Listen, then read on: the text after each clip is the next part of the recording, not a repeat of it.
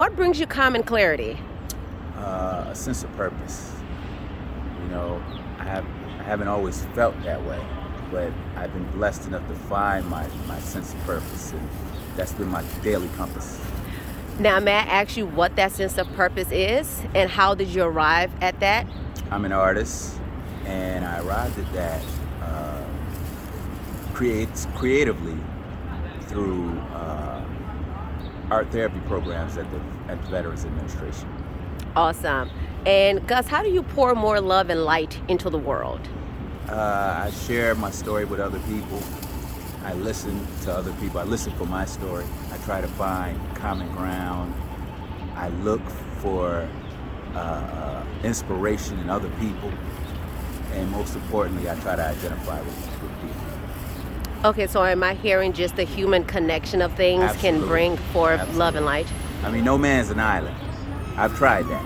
I've isolated myself. I've been negative. I've been just antisocial. None of that has worked for me. You know, when I took a chance and allowed myself to be vulnerable in front of other people, I found I got a lot in return from other people. So for that extrovert, so you would say just push yourself, try daily. Is there any like maybe small practical tips who someone may be an extrovert like on the severe spectrum? How do they burst out of that? Extrovert, introvert, whatever. However, for me, it's just about taking a chance. It really is. Like I might see someone walking down the street, and it's something about their energy makes me want to speak, but I might not speak because I might feel like they don't want to be bothered. But then I might speak, and they might light up. I might have made their day. You know what I mean? Yeah. Just some type of connection and passion. Something as simple as that. Awesome. And Gus, what is something that you have gone through that you grew through? I was in the military when I was a very young age. I was about 19, and I got jumped. I'd say beat up by a bunch of crew members on my ship. They pulled me out of bed at night, and I didn't know who did it. And then I had to go for the rest of the time I was on that ship, looking at people, wondering if they were the ones that did it. Did they do that to me? Did they do that to me? And how could they do that to me? They're supposed to be my shipmates. They're supposed to be my comrades. You know what I mean? Yeah. How can they do? I felt like the hugest betrayal. And for years, I suffered with that.